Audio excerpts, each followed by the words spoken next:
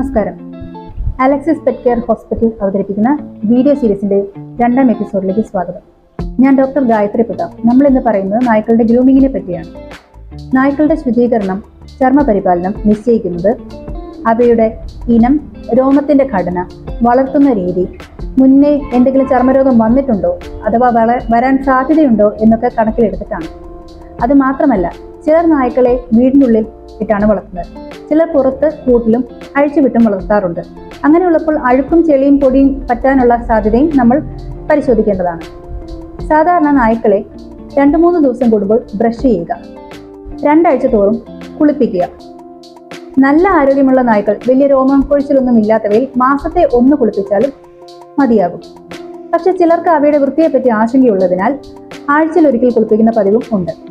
പക്ഷെ അതിൽ കുറഞ്ഞ ഇടവേളകളിൽ അവരെ കുളിപ്പിച്ചുകൊണ്ടിരുന്നാൽ അവയുടെ സ്വാഭാവികമായ സ്രവങ്ങൾ നഷ്ടപ്പെടും. അങ്ങനെ രോമം തിളക്കം നഷ്ടപ്പെടും, പരുക്കനാകും, കൊഴിഞ്ഞു പോവുകയും ചെയ്യും. നമ്മൾ ആ നായ്ക്കളെ കുളിപ്പിക്കുന്ന അവസരത്തിൽ അവയുടെ ദേഹത്ത് പറ്റിയിട്ടുള്ള അഴുക്കും പൊടിയും കഴുകിക്കളയുക എന്ന് മാത്രമേ സാധിക്കുകയുള്ളൂ. കൂടുതൽ നല്ല പരിചരണം അവയ്ക്ക് കൊടുക്കാൻ സാധിച്ചെന്ന് വരില്ല, അവ നിന്ന് തരില്ല. മാത്രമല്ല, നമുക്കതിനുള്ള അനുഭവ സമ്പത്തും കുറവായിരിക്കും. ഈ ഒരു അവസരത്തിലാണ് ഗ്രൂമിങ്ങിന്റെ പങ്ക് വരുന്നത്.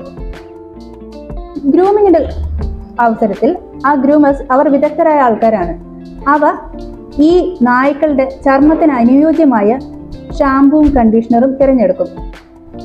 ഇത് അഥവാ ചെള്ളോ പേനോ എന്തെങ്കിലും ഉണ്ടെങ്കിൽ, അല്ലെങ്കിൽ എന്തെങ്കിലും ഇൻഫെക്ഷൻ ഉണ്ടെങ്കിൽ അതിന് തക്കതായിട്ടുള്ള ഷാമ്പുവും കണ്ടീഷണറും ഒക്കെ ആയിരിക്കും എടുക്കുന്നത്. അവർ അതിനു മുന്നേ നല്ലപോലെ ഈ നായ്ക്കളെ മസാജ് ചെയ്യുകയും ചെയ്യും. അങ്ങനെ ചെയ്യുന്നതോട് ഈ തൊലിക്കടിയിലേക്കുള്ള രക്തയോട്ടം വർദ്ധിക്കും. അത് മുടിവേരുകളുടെ ആരോഗ്യം വർദ്ധിക്കാൻ നല്ലതാണ്. ഇത് കൂടാതെ വൃത്തിയാക്കാൻ പ്രയാസമുള്ള സ്ഥലങ്ങൾ, ചെവി, തൊലിയുടെ മടക്ക്, ഗുഹ്യഭാഗങ്ങൾ എന്നിവയൊക്കെ വൃത്തിയായി ഇവർ ക്ലീൻ ആക്കി തരും. അതുകൂടാതെ അമിതമായ രോമവളർച്ചയുള്ളവർക്ക് അണ്ടർ കോട്ട് ട്രിം ചെയ്ത് കൊടുക്കാറുണ്ട്. പിന്നെ ഓരോ ഇനങ്ങൾക്കനുസരിച്ച്, ഓരോ ബ്രീഡ്സിനും ഇഷ്ടമുള്ള രീതി, സ്റ്റൈല് ആയിട്ടുള്ള രീതിയിൽ രോമം കട്ട് ചെയ്തും തരാറുണ്ട്. ഈ ചെവിയുടെയും ഗുഹ്യഭാഗത്തെ രോമങ്ങൾ കൃത്യമായി ട്രിം ചെയ്ത് നിർത്തിയില്ല എന്നുണ്ടെങ്കിൽ ഈസ്റ്റ് ഇൻഫെക്ഷൻ ഉണ്ടാകാനുള്ള സാധ്യതയുണ്ട്. കൃത്യമായ ഇടവേളകളിൽ ഓരോ ബ്രീഡ്സിന് അനുയോജ്യമായ രീതിയിൽ നമ്മൾ ഗ്രൂം ചെയ്തുകൊണ്ടിരുന്നാൽ അവയുടെ രോമം തിളക്കമുള്ളതും ആരോഗ്യമുള്ളതുമായി മാറാൻ ഇത് സഹായിക്കുന്നു. നന്ദി.